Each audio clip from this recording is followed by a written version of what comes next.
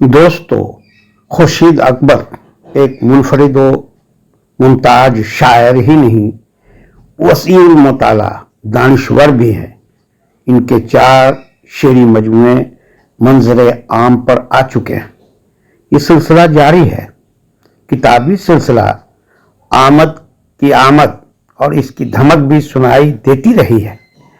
आज की गुफ्तगू अदब और अदीब से मुंसलिक सवालात और जवाबात पर मरकूज है। आप उर्दू के नामवर मुनफरिद शायर खुर्शीद अकबर से उनकी हयात और मुख्तसर तरीन अदबी फतूहात के बारे में जान चुके हैं। तो खुर्शीद अकबर साहब, मैं आपका बेहद शुक्रगुजार हूँ कि आपने फिर मुझे मौका दिया कि मैं आपसे अब अदब के हवाले से, अदीबों के हवाले से बात करूँ।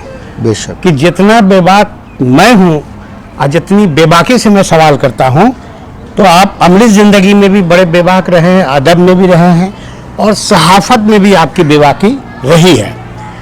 तो रिसाला था आमद, अदबी रिसाला, वो हिंदुस्तान में ही नहीं पाकिस्तान में भी बड़ा मकबूल रहा है। मेरा भी एक तजुर्बा रहा है इदारत का और आपका भी अपना तजुर्बा रहा है। तजुर्बों की बुनियाद पर मैं आपसे ये जानना चाहूँगा कि एक मुदीर को कितना सख्तगीर होना चाहिए इंतखाब के मामले में, और कितना लचीला होना चाहिए, और तख्लीक को अहमियत देनी चाहिए या तख्लीककार को?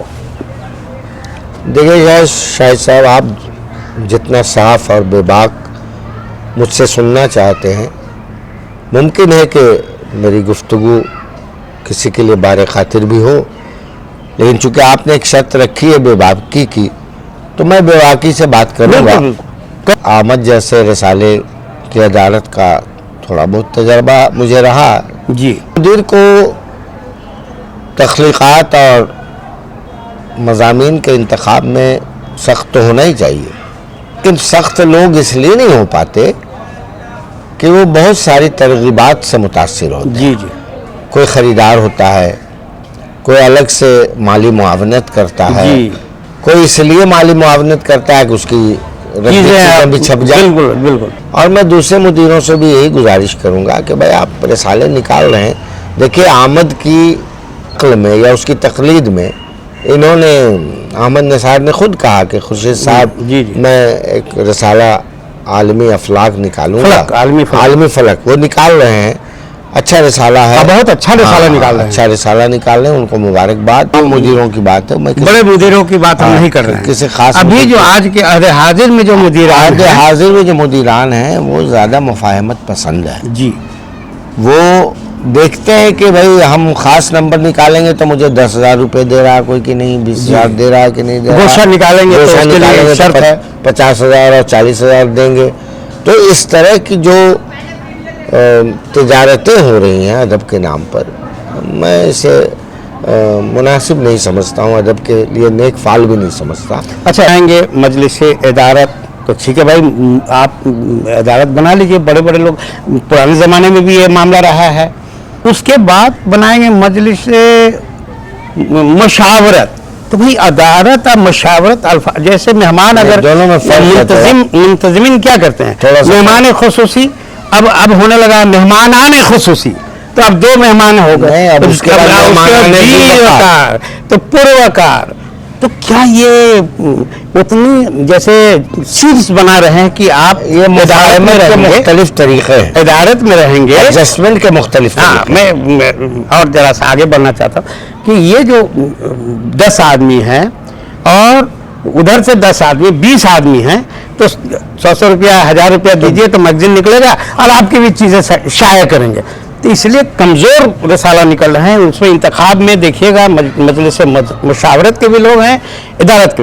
ये कितना नुकसान पहुंचा रहा है उर्दू सहाफ़त और उर्दू को जो नुकसान पहुंचना था उससे ज़्यादा पहुंच चुका है जी। और उसमें चंद रसाइल की तखसीस नहीं है जी, हम सब लोग इसके लिए जिम्मेदार हैं जी। जिम्मेदारी इसलिए है कि साहब आप अच्छा अदब पढ़ेंगे तब ना कोई अच्छा अदब पेश करेगा, या अच्छा अदब पेश किया जाएगा तब ना आप पढ़ेंगे अच्छा अदब। लेकिन जब अदब में समझौते होने लगे जी, और खरीद बिक्री का मामला हो जाए, खरीदो फरोख्त, तजारती रुझानात ज़्यादा हो जाए, तो फिर ठीक है वो भी तजारत भी चल सकती है, लेकिन अदब तो नहीं चल सकता। अदब और तजारत में बैर है। हम इसमें एक जुमला जोड़ते हैं, मुदीर किसी किताब का मुरत्तिब नहीं हो सकता है। वो तरतीब देना उसका काम नहीं है। उसका काम मधुमक्खी की तरह है कि कलेक्शन पहले करना और पहले उसको तो शहद बनाना, पहले चीजों तब का पेश करना। इंतखाब पहले होना चाहिए। क्या अब उतनी मेहनत करने वाले लोग तो हैं अभी जी, कमी नहीं है, लेकिन अब उनके पास वसाइल नहीं है और वक्त जो नहीं है इस उनके जहन पास, के मुदीर हैं उनके पास अखराजात नहीं है अखराजात जो निकाल नहीं है। सके। अच्छा, अब ये कि अब कोई कॉरपोरेट आपकी मदद करेगा तो अपनी शर्तों पे मदद करेगा। तो कॉर्पोरेट करेगा। आपको किसी शख्स ने दे दिया 10,000 रुपया का चेक, उसको कहेंगे कि शाहिद जमील साहब इनको आप पहला मजमून बनाएं, हाँ, तो हम तो मुलाजिम रहेंगे। इनको हाईलाइट कीजिए, फिर हम तो आपकी मुलाजिम रहेंगे। आज़ादी सल्ब हो जाएगी। तो मुद के सफ़ात से निजात पसंदी की बहस शुरू की थी। जी, आप बहुत सारे अदबा शोरा नाक़दीन इसमें शामिल अब हुए देखिए थे। एक ज़माना था कि उसमें एक बहस छुड़ती थी अदब पर, अदीबों पर और रुझानात पर। अब रिसाले आते हैं, इस तरह की गुफ्तगू नहीं होती।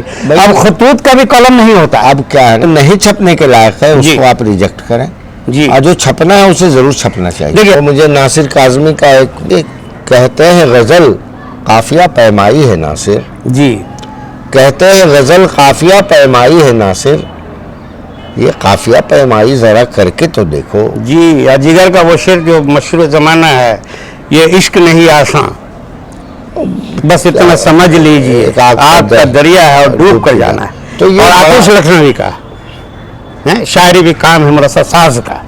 इदारत वाली बात को यहाँ ख़त्म करते हैं। अब ये है कि शायरी में चंद लोग ऐसे भी हैं जो बिल्कुल अपनी शायरी को बेचते हैं। मैं आप 5,000 दे दीजिए, 10,000 दे दिए, तो मंजूम हयात लिख देते हैं, हाँ है, खाका लिख देते हैं। यहाँ बिहार में है ऐसे लोग। अदब का दर्जी में कहता हूँ, जी, जी। अदीब नहीं कहता हूँ। जी, तो हम ये कह रहे हैं कि जो इस तरह से मंजूम तनकीदें लिखते हैं, जी, जी। उनको मैं अदब का दर्जी, वो कतर बेत करके चीज़ों को बना लेते हैं। जी। वो शायरी नहीं होती। तो हम ये इस जहर को जो अल्लाह ने उनको दिया है कलाम में, वो मौजू जहन तबाह, उसको आप चंद सिक्कों में मामूली आदमी को भी आलिम बना रहे हैं। करते तो ही ये तो अदब में आप गंदगी फैला रहे हैं। हमारे यहाँ दरभंगे के एक साहब हैं, वो फरमाइशी नज़में लिखते हैं, जी। मदहिया नज़में लिखते हैं। हमने अलीमुल्लाह अली साहब से कहा तो उन्होंने भी इस बात को नहीं पसंद किया, आप भी नहीं पसंद करेंगे, कि अदब में ऐसे शोरा की तादाद भी है जो जिसमें मोहतरम भी हैं, गैर मोहतरम भी हैं, यानी बड़े भी हैं शायरों को भी और बड़े भी हैं और छोटे भी हैं। छोटे में ऐसे भी हैं जो बहुत बड़े मुतशायर हैं। वो तो हम ये कहना, बड़े मुतशायर हैं, देखिए- शायर नहीं है, बड़े मुतशायर हैं। देखिए हम जो बात कहना चाह रहे हैं वो ये है कि लोगों को अपना कलाम बेचकर मुशाराबाज बना रहे हैं। नहीं, वो अदब खास तौर पर शायरात को अदब का मुश्तरका नुकसान हो रहा है। आज जो उर्दू के स्टेज पर जो शायरात आ रही हैं, जी, उनमें बहुत कम है, एक दो तो हैं जो खुद से जी, कहती हैं, जी, लेकिन ज़्यादातर दूसरे का कलाम पढ़ती हैं, आवाज़ उनकी होती है। जी। उसी तरह कुछ शोरा भी हैं जी। जिनको हमने मुतशायर कहा, जी। वो भी क्या कहते हैं, खुद से शेर नहीं कह सकते हैं, जी। वो आपसे, हमसे या कुछ असातिज़ा से कलाम ले लेते हैं और उसकी कीमत भी दे देते हैं कि उस तो शायर को क्यों मुजरिम करार दें तन्हा, हम उन शायर को भी हम क्यों नहीं करार दें दोनों कि आप अदब में बैक डोर खोल रखा जो है। बिक रहा है वो भी मुजरिम है और जो खरीद रहा है वो भी। यही हम चाहते थे आपसे सुनना कि मैं यही मानता हूं कि पहला मुजरिम तो वो है जो तिजारत कर रहा है। मुझसे कोई क्यों नहीं लिखवा लेता, मैं तो नहीं लिख के देता हूँ किसी को। हाँ, इस्लाह की बात है, मशवरे की बात है, तो चलिए आप भी मेरी भी इस्लाह कर सकते हैं, भी आप कर सकते हैं, इसमें बुरी बात नहीं है। कलाम लिख के कैसे देते हैं? उस्ताद बनाना ये शर्म की बात नहीं, तो फर्ज की बात तो है। सीखते हैं। मानवी शागिर्द तो गालिब के मौलाना रूम के भी हैं। जी, जैसे इकबाल ने कहा था मौलाना रूम को उस्ताद मानवी, तो मेरे भी उस्ताद मैं मानवी मानता हूँ। मैं बहुत मुतासिर हूँ उनकी शायरी से, उनकी लफ्जियात से, उनकी कैफियत से, मानवियात से। तो रूमी तो एक बहुत बड़ा खजाना है इल्म का। अच्छा, मैं चाहता हूँ कि देखिए अलीमुल्लाह अली साहब की बातें एक पीरियड की हैं, आप उसके बाद की नस्ल के हैं, तो हम आपके भी जहन को जानना चाहेंगे कि आप ये बताइए कि मुशायरों का म्यार कितना ज़्यादा गिरा है। हद से ज़्यादा। इससे हमको लगता है कि अब उससे आगे जिसको हिंदी में समझा कि मैंने गर्त में चला गया, मतलब इंतहा हो गई। अब गिरने की इंतहा जो होती है जी, कार जिल्लत तक पहुंच चुका है मुशायरा मखसूस नशस्तों में, है ना। अब मुशायरा भी होता है तो बहुत मखसूस लोगों का मुशायरा होता है, तब जाता हूँ मैं। अवामी मुशायरे में जाना पसंद नहीं करता। अवामी मुशायरा तो मजाक होकर रह गया, एक तजारत है। लोग जो लोग इसको ब्रांड भी कर रहे हैं ना, जो मुंतजिम हो गए बहुत से लोग हैं जो ब्रांड कर रहे हैं मुशायरों को, वही तो हम और नए लोगों को बिगाड़ रहे हैं। वो प्लेटफॉर्म दे रहे हैं उनको उसको आप जो ऐसा कर रहे हैं, अगर खुलूस नियत उनके पास नहीं है तो बहुत गलत काम कर। कारोबार जो है खुलूस नियत से करें तो अच्छी बात है, वेलकम करेंगे हम उनका। अभी तो ये रुझान चला है ना कि हम एक इवेंट कराते हैं, उसको यूट्यूब पर डालते हैं और पूरी दुनिया में उनके नेटवर्क हैं, वहाँ भेजते हैं तो एक बड़ी आमदनी हो जाती है। हमने 5 लाख 10 लाख 20 लाख 50 लाख दिया, उससे ज़्यादा का हमने कमाया। तो हम तो ये कहेंगे कि अदब के खादिम तो आप है नहीं, आप अदब के ताजिर हैं। अदब का खादिम कभी पैसे की तरफ नहीं भागेगा। चुभता हुआ सवाल मैं आपसे करना चाहता हूँ कि एक अहद उनका था और यहाँ से आप लीड कर रहे हैं और नई नस्ल के आप जैसे चंद लोग हैं जो माना जाएगा कि ये इनके बाद ये है। तो आप ये बताइए कि जब हम गुफ्तगू करते हैं बड़े लोगों से तो अपने बाद के हम असरों का वो नाम ही नहीं लेते हैं। दानिस्ता नहीं लेते हैं नाम। क्यों नहीं लेते हैं? इसलिए नहीं लेते हैं, उनकी कोर दबेगी ना, कोर दबने का मामला है। हमारे मासरीन में जो सीनियर थे, जी माफ कीजिएगा, उनमें बहुत अच्छे शायर थे। सुल्तान अख्तर जी गजल के जी बहुत अच्छे शायर रहे हैं। ज़हीर सिद्दीकी नज़मों के, जी उनका एहतराम मेरे नज़दीक है, जी मेरे दिल में भी है और अदब में भी उनका एहतराम। लेकिन बाज़ ऐसे लोग रहे हैं जिनका नाम आपने 1-2 बार लिया, जी न उन्होंने नज़म अच्छी कही, न उन्होंने गज़ल अच्छी कही, न उन्होंने तनकीद अच्छी लिखी, लेकिन वो अपने को उर्दू अदब का तुर्रम खान समझते हैं। वो लोग अपने जस्त बाद वालों का नाम इसलिए नहीं करते हैं। नहीं, हमारे मासीन में पर भी एक लोग हैं। हमारे मासीन में आलम खुर्शीद हैं, नोमान शौक हैं, ये क्या कहते हैं तो अरशद अब्दुल हमीद हैं, जी शमीम कासमी हैं, जी खुर्शीद तलब हैं। जी ये लोग क्या खराब शायरी करते हैं? राशिद तराज भी ठीक है, मैं उनका बहुत कायल नहीं हूँ, लेकिन शायरी ठीक ही ठाक करते हैं वो। लेकिन ये आलम खुर्शीद और खुर्शीद तलब जैसी शायरी वो लोग नहीं करते हैं। ये हमारे मासरीन में ये बहुत अच्छे दर्शंदा है। हाँ, नौमान शौकारी की तरह। उधर शारिक कैफी है जी, अरशद अब्दुल हमीद है जी, तनकीद लिखने में हक्कानी अल कासमी है, कौसर मजहरी है, सफदर इमाम कादरी है, जफर कमाली है। तो क्या मैं इन्हें डिनाई कर सकता हूँ? देखिए, आंख बंद करने उधर मकसूद दानिश है कलकत्ते में, सूरज गरूब नहीं होता है भाई। आप सूरज से मुंह मोड़ सकते हैं, हाँ। सूरज की तरफ पुष्ट कर सकते हैं जी। सूरज तो अपने डिनाई नहीं कर सकते। आप डिनाई कैसे कर सकते? आप डिनाई करने वाले जो बासलाहियत है आप उसको अहमियत नहीं देंगे, लेकिन जमाना तो उसी को देगा, वक्त तो उसी को। अब जो अच्छी शायरी करता है तो उसके अच्छे शेरों को मैं कहाँ रखूंगा जी?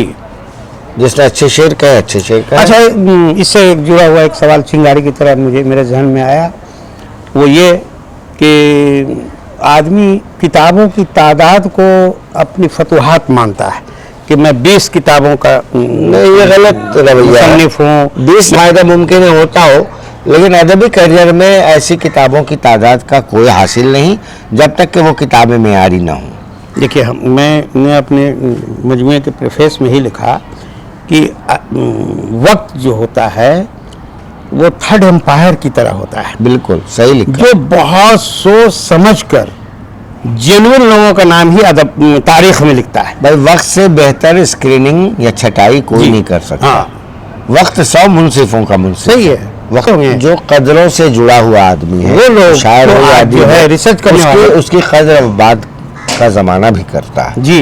लेकिन जो नाकदरे हैं, जो कदरों में यकीन नहीं रखते हैं, उनकी कदर कोई नहीं करता है। सीधी सी बात।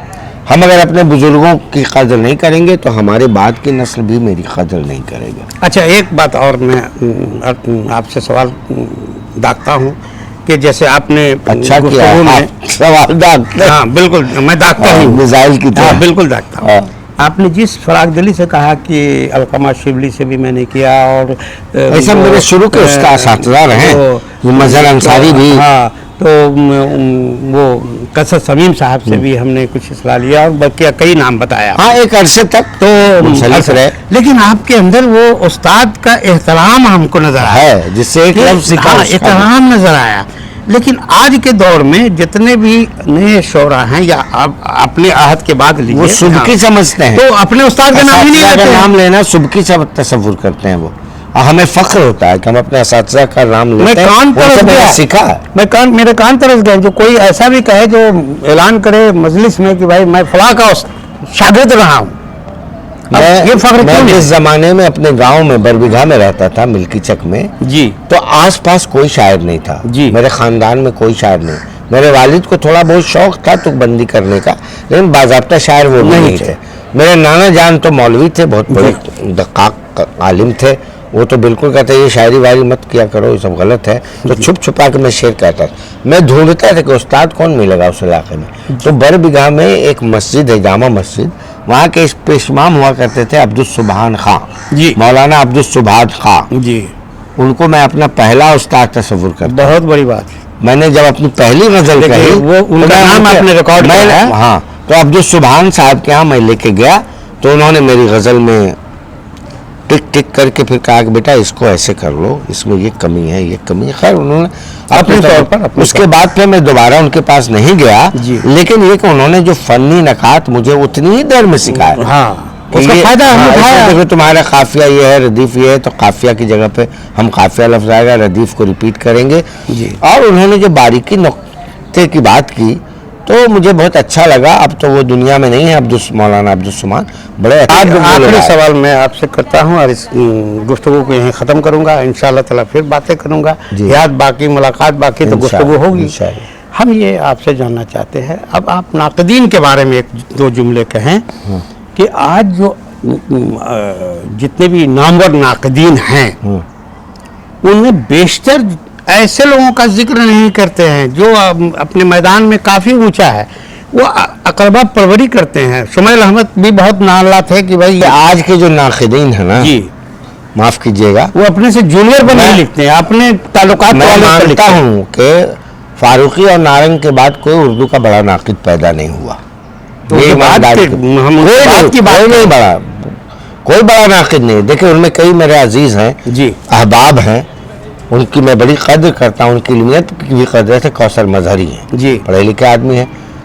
ये सरवरुल हुदा हैं, हक्कानी कासिम हैं, लोग बड़े मेहनती लोग हैं और बहुत वेल रेड लोग हैं।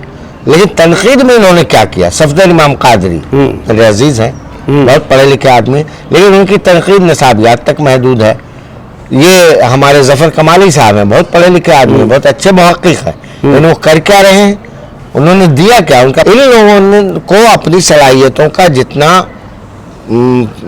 पेश करना था मंजरनामा, वो नहीं पेश किया इन्होंने। इसका मतलब है कि वो उस वक्त नजरी की कमी है और या ये लोग प्रोविजनलिज्म में फंस गए हैं जी, और अखरबा परवरी और ग्रोहबंदी में फंस गए हैं। जी, मन तोरा हाजी बगैर तू मेरा मुल्ला बन। हम इस तरह से एक बार एक साहब ने मुझे फोन किया जी कि आप सफदर इमाम कादी पे लिख दीजिए। जी मैंने कहा क्या लिख दूं?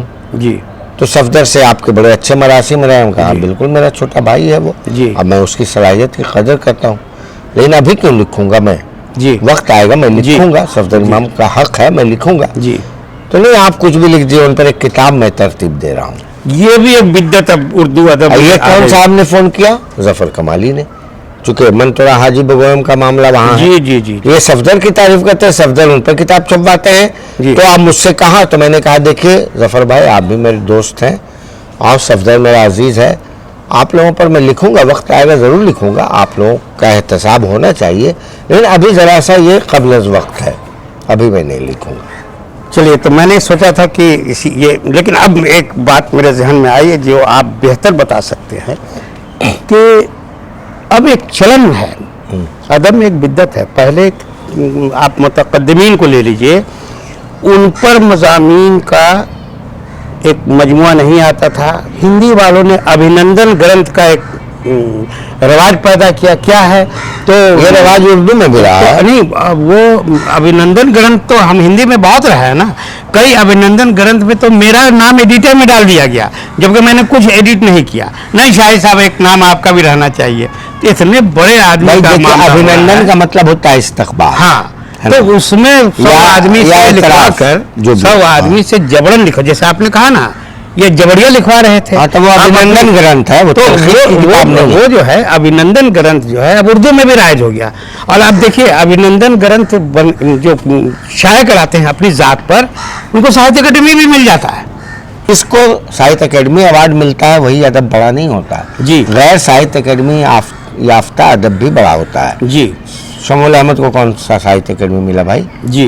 लेकिन क्या उनका अदब छोटा है? नहीं, हम देखिए नहीं, कलीमुद्दीन अहमद को कौन सा साहित्य अकेडमी अवार्ड मिला? ये सब पढ़े हैं, ये लोग बड़े लोग हैं, बगैर अवार्ड के बड़े हैं। काजी अब्दुल वदूद पर कोई भी इनाम जो है डाल चस्पा कर दिया जाए, उससे इनाम से बड़े हैं, एजाज से बड़े हैं। मैंने एक ज़माने में, माफ़ कीजिएगा मैं ये बात ज़रा खुल के कह रहा हूँ, हमारे बड़े भाई हैं अब्दुल समद जी, बहुत सीनियर लिखने वाले हैं और मैं बड़ी इज्जत करता हूँ उनकी।